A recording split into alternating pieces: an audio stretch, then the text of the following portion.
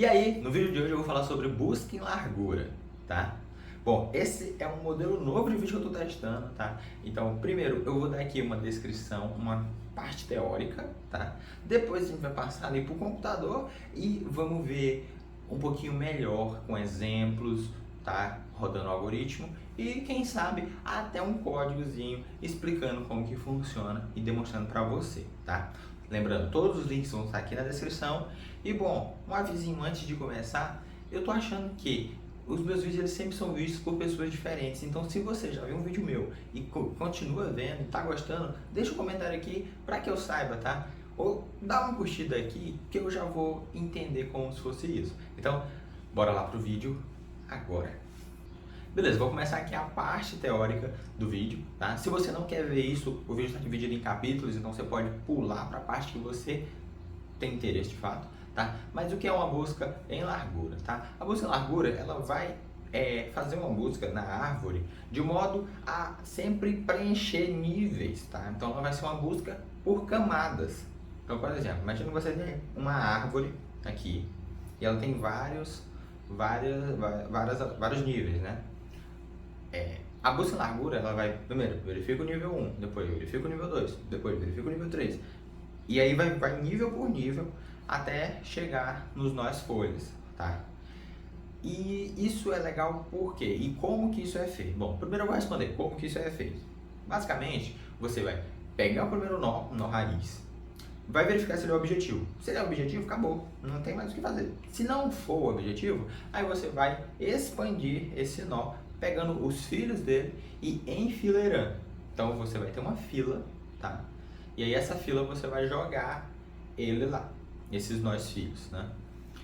Em seguida você vai pegar o primeiro da fila. Pegou o primeiro da fila, você vai verificar é o objetivo, não é o objetivo. Aliás, se for objetivo, acabou. Se não for objetivo, aí você vai pegar os filhos dele e botar na fila. Aí você volta na fila, pega o último, que vai ser quem? O irmão daquele lá que você acabou de desenfileirar, né? Acabou de analisar, tá? Então, basicamente, você vai fazendo isso e aí a sua busca, ela sempre vai ficar sendo feita por níveis, tá? Então, como, por exemplo, como que eu sei disso? Bom, se eu peguei a nó raiz e eu adicionei na fila os filhos deles, então os primeiros que entraram na fila são os filhos dele. Aí você para pra pensar, legal, os primeiros que entraram na fila são os filhos dele. Então, já que a fila ela é first in, first out, ou seja, o primeiro que sai é o primeiro que... Aliás, o primeiro que entra é o primeiro que sai. Então, obviamente, esses dois filhos vão ser os primeiros a sair em consideração a todos os demais. E é exatamente isso, tá? É exatamente isso a lógica. Por isso que a busca em largura, ela vai verificar camada a camada. Não tem muito mistério aqui, tá? E por que que isso é legal? Bom, eu vou te dar um exemplo aqui relacionado com inteligência artificial, tá? A gente para pensar sobre inteligência artificial e a gente sempre pensa em IA generativas, como por exemplo o ChatGPT, que gera coisa nova, que não for... Aliás, o que é gerar algo novo, né? Nesse caso, o ChatGPT é gerar algo que não foi passado para ele no treinamento. Então, por exemplo, o ChatGPT foi treinado com um monte de textos e você pergunta uma coisa que não foi passada para ele e ele vai tentar descobrir qual é a resposta e gerar um texto novo a partir de todas as informações, de todos os tokens que ele meio que produziu, tá? Então, beleza. Agora, a gente sabe que normalmente a gente sempre pensa nesse tipo de IA que é generativa, mas ela não é a única que existe, tá? Existem IAs especialistas, tá? Que são mais focadas em certas coisas, em certos objetivos, como por exemplo IAs que são feitas para diagnosticar, né, para ler exames e dar um diagnóstico. Essas IAs elas são muito mais especialistas em certas coisas. IAs de categorização, que meio que são a mesma coisa que eu acabei de falar, né? IA de visão computacional, né? Então, tipo assim, você tem vários tipos de IAs. E uma dessas formas é o que a gente fala sobre esses problemas mais simples, né? Principalmente relacionado com jogos. E a busca em largura, ela é uma busca desinformada. Então, por exemplo, eu tenho um objetivo, Então eu tenho um estado e eu tenho um objetivo estado. Então eu quero transicionar desse estado para o meu estado objetivo.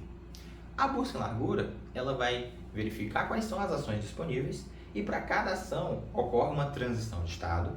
E aí eu pego esse novo estado e são os filhos desse novo filho aqui. Aí você para pensar, se eu tivesse uma forma de buscar mais informada, uma forma que eu tivesse uma heurística envolvida, eu conseguiria saber trilhar um caminho que tinha uma chance maior de chegar no meu objetivo final. No entanto, eu posso não ter esse tipo de informação. Se eu não tenho esse tipo de informação, o que é que você faz? Força bruta, eu vou testando uma por uma. E aí eu poderia fazer uma busca em profundidade, que é basicamente eu seguir um caminho até o fim para poder seguir o outro. Mas imagina se o caminho certo está lá no final. Aí eu vou ter que passar por vários caminhos. E eu não sei qual é a altura dessa árvore, pode ser até mesmo infinita. Então, a busca em largura, ela consegue fazer com que sempre você vá ter um caminho possível até o seu objetivo, tá? Então isso é bem interessante, tá? Só que, obviamente, tem como você melhorar essa busca. E aí é o que a gente pode falar em vídeos posteriores, mas não vai ser nesse sobre busca em largura, tá? Então beleza, você já tem o que é, você já sabe um exemplo também, que é bem útil. Então, bora ali pro computador que eu vou te mostrar um pouco mais sobre isso com exemplos, tá? Bora lá!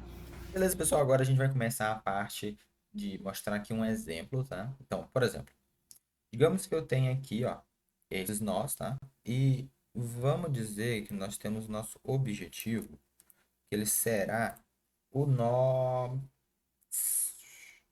vai, o nó é. Então, esse nó aqui é o nosso objetivo, tá? Aqui é o objetivo. Inclusive, eu vou até colocar aqui, pra gente entender que é não esquecer objetivo. Então, tem um objetivo que é o E. Aí eu tenho aqui, essa é a minha árvore. E aí eu quero fazer uma busca em largura aqui, tá? Então, perceba, eu tenho níveis. Eu tenho aqui, ó, nível 1, nível 2, nível 3 e tem um nível 4 que só vai existir desse lado aqui. Esse lado aqui não tem nível 4, tá? Como eu disse, a busca em largura ela é feita por níveis. E o algoritmo ele vai funcionar da seguinte forma. Primeiro, chegamos aqui ó, na raiz. A raiz está apontando para o nó A, tá? Então, nesse nó aqui, a primeira coisa que a gente vai fazer é enfileirar ele. Tá? A gente enfileira ele. Por quê? Porque a fila não tem ninguém. Enfileirou A. Beleza. Agora que A está enfileirado, a gente vai verificar. Ele é igual ao objetivo? Não é igual ao objetivo. Então, beleza. Partimos para frente. Vamos desenfileirar ele. Desenfileiramos ele e vamos analisar ele. Como que é feita essa análise? Bom, primeiro a gente vai marcar ele como visitado e vamos enfileirar os filhos dele. Então aqui a gente vai enfileirar, tá? B e C. Então tem o B e C enfileirado. Ok, agora ele está marcado como visitado. E o que eu faço? Parto para o próximo. Então eu vou desenfileirar o B. Vou analisar o B. O B é igual ao objetivo? Não. Então eu marco ele como visitado e eu enfileiro os filhos dele. Bom, só tem o D e, né, numa fila, quem chega depois fica atrás. Então, enfileirado. E agora eu vou verificar e tirar o próximo da fila, que é o C, tá?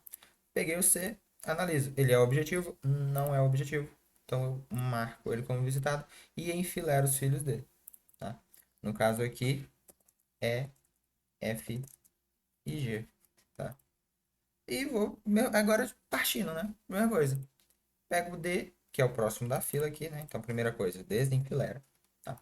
Peguei ele aqui, vou marcar ele como visitado. Por que visitado? Porque ele é diferente do objetivo, ele não é o meu objetivo.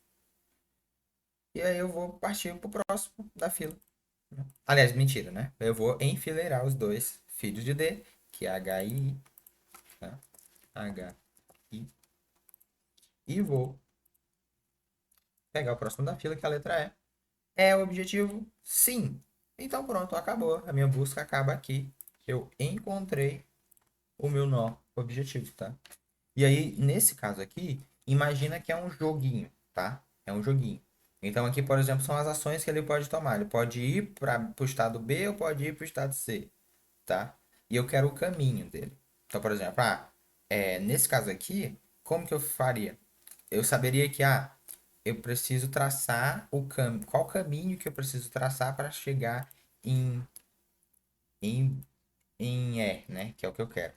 Então, bom, aqui eu já sei. Eu parto de A, eu preciso ir primeiro para C e depois eu vou para E. E pronto, eu encontrei o caminho, né? Ou melhor, né? Como eu estou partindo do objetivo, eu tenho que verificar quem é o pai de E. É C. Então a gente já sabe que antes do E vai vir o C. Quem é o pai de C é A, e A é igual ao meu ponto inicial, então essa é a rota traçada, tá?